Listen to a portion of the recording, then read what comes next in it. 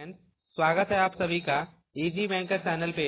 अगर आप इस चैनल पर पहली बार आए हैं तो चैनल को सब्सक्राइब जरूर करें ताकि आने वाले वीडियो का नोटिफिकेशन आप तक पहुंचती रहे।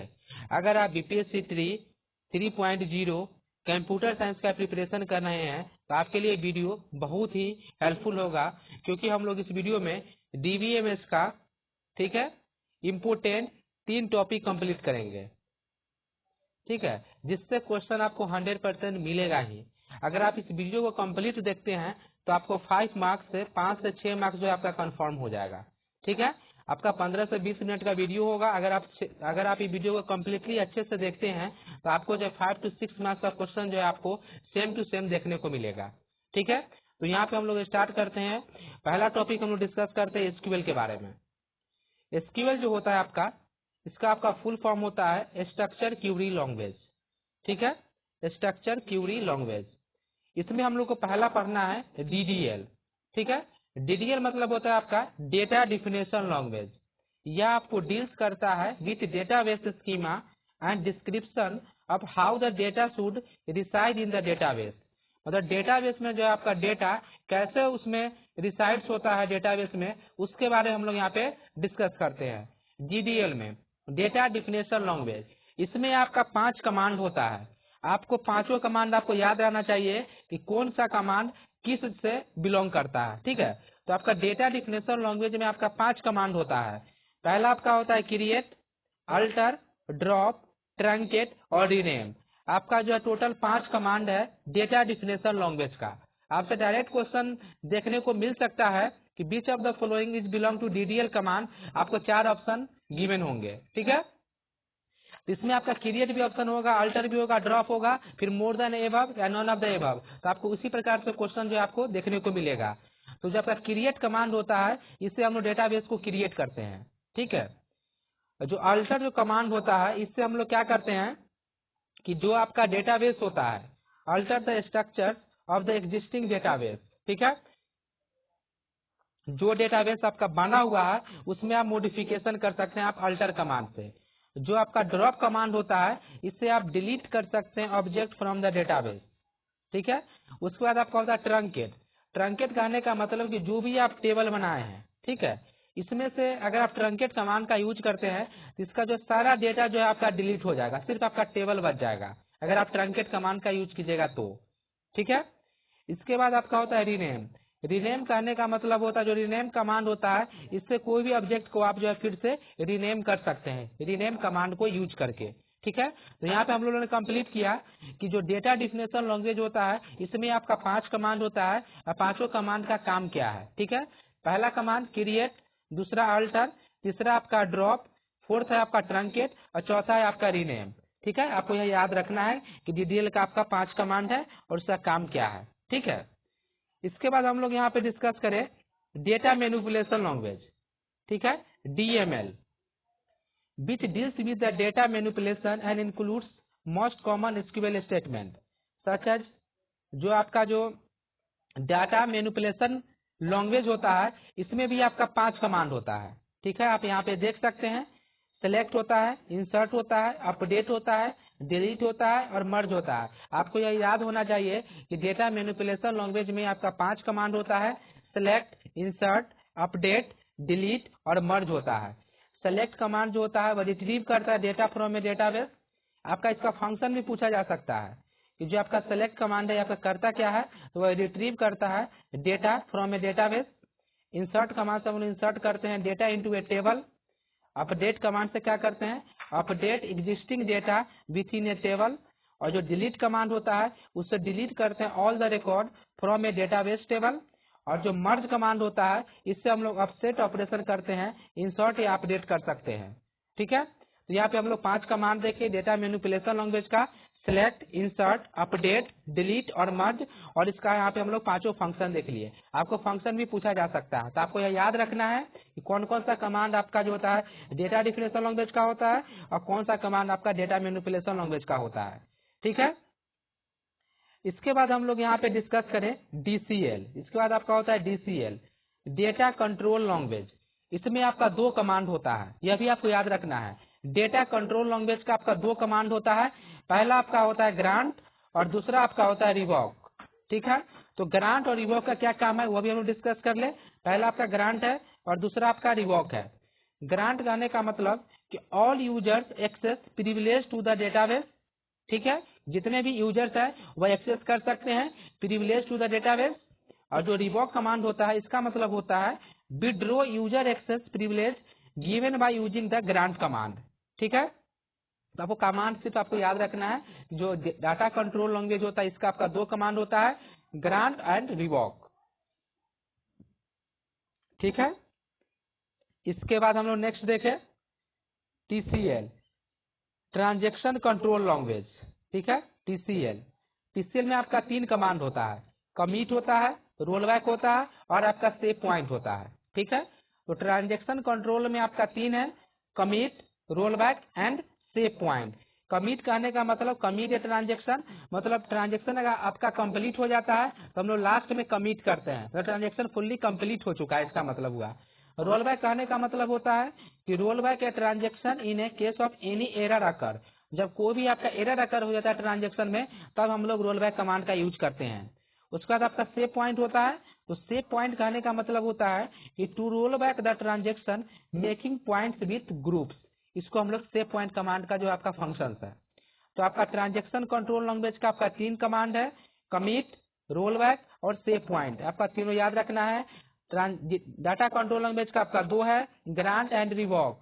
ठीक है, इसके बाद हम लोग यहाँ पे नेक्स्ट डिस्कस करते हैं जो आपका एसक्यूएल का इंपोर्टेंट चीज है, वो आपका एग्रीगेशन फंक्शन, एग्रीगेट फंक्शन। यह क्वेश्चन जो आपका ट्री 1.0 में भी पूछा गया था इससे रिलेटेड। ठीक है, ट्री 1.0 में डायरेक्ट आया हुआ था, कमांड का तो आता ही है। तो एग्रीगेट फंक्शन कौन कौन सा होता है सो आपको पहले याद रखना है। एग्रीगेट फंक्शन आपका 5 होते हैं, मीन, मैक्स, काउंट, एवरेज और सम। आपको कंप्लीटली याद रखना है कि 5 एग्रीगेट फंक्शन होता है, sum, average, mean, max and count.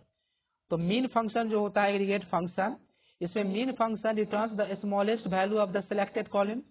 ठीक है, अगर आप मीन कमांड का, मीन एग्रीगेट फंक्शन का यूज करते हैं तो स्मॉलेस्ट वैल्यू जो होगा सिलेक्ट होगा कॉलम में। अगर आप मैक्स कमांड का यूज करते हैं तो लार्जेस्ट वैल्यू जो होगा सेलेक्ट होगा। ठीक है, अगर आप काउंट कमांड का यूज करते हैं, काउंट फंक्शन का यूज करते हैं तो number of row that matches specific criteria. जो आपका एवरेज कमांड होता है वो एवरेज वैल्यू देगा न्यूमेरिक कॉलम का। जो सम होता है the sum function return the total sum of the numeric columns. ठीक है, तो आप यहाँ पे देख लिए कि आपका एग्रीगेट फंक्शन कौन कौन सा होता है, सम होता है, एवरेज होता है, मीन होता है, मैक्स होता है, आपका काउंट होता है। आपका 5 एग्रीगेट फंक्शन होता है।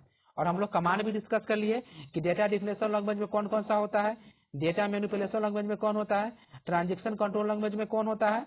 ठीक है, तो आपको यह याद रखना है। नेक्स्ट, यहाँ पे हम लोग एसक्यूएल का देख लिए। अब इसमें हम लोग नेक्स्ट टॉपिक डिस्कस करते हैं, नॉर्मलाइजेशन। ठीक है, यह भी आपका इंपोर्टेंट है, इसका भी आपका बीपीएससी ट्री 2.0 में क्वेश्चन पूछा गया है कि जो आपका नॉर्मलाइजेशन होता है वो आपका क्या होता है। तो नॉर्मलाइजेशन का पहला मतलब होता है कि रिड्यूस द रिडंडेंसी, यह आपको रिडंडेंसी को रिड्यूस करता है। दूसरा पॉइंट है इसका कि ensure the integrity of data through lossless decomposition, यह आपको इंश्योर करता है integrity of data through lossless decomposition. तो आपका नॉर्मलाइजेशन मतलब पहला पॉइंट कि reduce the redundancy, ensure the integrity of data through lossless decomposition. ठीक है, इसमें आपका नॉर्मल फॉर्म हम लोग पढ़ते हैं नॉर्मलाइजेशन को रिमूव करने के लिए। ठीक है, तो पहला आपका होता है फर्स्ट नॉर्मल फॉर्म। जैसे हम लोग यहाँ पे डिस्कस कर लेते हैं, जो पहला आपका होता है, जो फर्स्ट आपका होता है फर्स्ट नॉर्मल फॉर्म। यह क्या होता है, तो फर्स्ट नॉर्मल फॉर्म कहने का मतलब होता है कि जितने भी सेल होते हैं table contains only an atomic value, each cell of the table contains only an atomic value. ये आपका फर्स्ट नॉर्मल फॉर्म का डिफिनेशन हुआ। ठीक है, if the attribute of every tuple is either single value और a null value. ठीक है, तो फर्स्ट नॉर्मल फॉर्म जो आपका होता है 1NF फर्स्ट नॉर्मल फॉर्म, आपको डायरेक्ट ध्यान में रखना है इसमें हर एक सेल का एटॉमिक वैल्यू होगा। ठीक है, इसके बाद हम लोग यहाँ पे नेक्स्ट देखें सेकेंड नॉर्मल फॉर्म, कि आपका सेकेंड नॉर्मल फॉर्म क्या होता है। तो सेकेंड नॉर्मल फॉर्म होने के लिए पहले आपको फर्स्ट नॉर्मल फॉर्म में होना होगा। ठीक है, तो जो रिलेशन जो आपको गिवन है वह पहले एग्जिस्ट करेगा फर्स्ट नॉर्मल फॉर्म में, ठीक है। और दूसरा कंडीशन होता है इसके पास कोई भी पार्शियल डिपेंडेंसी नहीं होना चाहिए। कहने का मतलब अल्फा टू बीटा डिपेंडेंसी है, अगर अल्फा प्राइम एट्रीब्यूट्स है और बीटा नॉन प्राइम एट्रीब्यूट्स है तो आपका पार्शियल डिपेंडेंसी हो जाएगा। ठीक है, तो ऐसा पार्शियल डिपेंडेंसी नहीं होना चाहिए, तब आपका सेकेंड नॉर्मल फॉर्म में होगा। यही क्वेश्चन आपको डायरेक्ट पूछा गया था आपका ट्री 2.0 में, सेकेंड नॉर्मल फॉर्म का कंडीशन गिवन पूछा गया था कि अल्फा टू बीटा जहाँ अल्फा प्राइम एट्रीब्यूट्स होगा और बीटा नॉन प्राइम एट्रीब्यूट से जो है डिपेंडेंसी करेगा, तब आपका पार्शियल डिपेंडेंसी होता है। ठीक है, इसके बाद हम लोग यहाँ पे नेक्स्ट डिस्कस करें थर्ड नॉर्मल फॉर्म। तो जो आपका थर्ड नॉर्मल फॉर्म होता है, इसमें इस थर्ड नॉर्मल फॉर्म होने के लिए पहले आपको सेकेंड नॉर्मल फॉर्म में होना पड़ेगा। ठीक है, तो relation already exist in second normal form. उसके बाद इसके पास कोई भी ट्रांजिटिव डिपेंडेंसी नहीं होना चाहिए। ठीक है, तो ट्रांजिटिव डिपेंडेंसी कहने का मतलब होता है कि अगर आपका अल्फा बिलोंग करता है बीटा से तो अल्फा भी नॉन प्राइम होगा, ठीक है, और बीटा भी नॉन प्राइम होगा, तब आपका ट्रांजिटिव डिपेंडेंसी होगा। ऐसा कंडीशन आपका पास नहीं होना चाहिए, तब वह तब आपका जो है थर्ड नॉर्मल फॉर्म में होगा। अगर अल्फा बिलोंग कर रहा है बीटा से, अल्फा नॉन प्राइम हो गया, बीटा नॉन प्राइम हो गया, तो यह आपका ट्रांजिटिव डिपेंडेंसी हो गया। ठीक है, तो यह थर्ड नॉर्मल फॉर्म में नहीं होगा। ठीक है, तो आपको डायरेक्ट क्वेश्चन भी पूछा जा सकता है कि अल्फा टू बीटा है, ठीक है, और अल्फा अगर नॉन प्राइम है और बीटा अगर नॉन प्राइम है तो आपका कंडीशन हो जाएगा थर्ड नॉर्मल फॉर्म का नहीं होने का। ठीक है, तो आपको ध्यान में रखना है। इसके बाद हम लोग नेक्स्ट डिस्कस करें यहाँ पे BCNF, boys coded normal form. ठीक है, जो आपका BCNF जो होता है बॉयज कोडेड नॉर्मल फॉर्म, इसका कहने का मतलब होता है रिलेशन पहले आपको 3NF में होगा, तभी आपको चेक करना है कि वह BCNF में है कि नहीं। इसके बाद जो आपका अल्फा बिलोंग करता है बीटा से, तो अल्फा अगर आपका सुपर की है तभी वह जो है आपका BCNF में होगा। अल्फा जो होना चाहिए वह सुपर की होना चाहिए, आप यहाँ पे देख सकते हैं, तब वो आपका BCNF में होगा। ठीक है, जो पार्ट होता है कैंडिडेट की का, उसको हम लोग प्राइम एट्रीब्यूट्स बोलते हैं। जो आपका कैंडिडेट की होता है, इसका जो पार्ट्स होता है, इसको हम लोग क्या बोलते हैं, प्राइम एट्रीब्यूट्स बोलते हैं। और दूसरा जो होता है नॉट पार्ट ऑफ कैंडिडेट की, इसको हम लोग नॉन प्राइम एट्रीब्यूट्स बोलते हैं।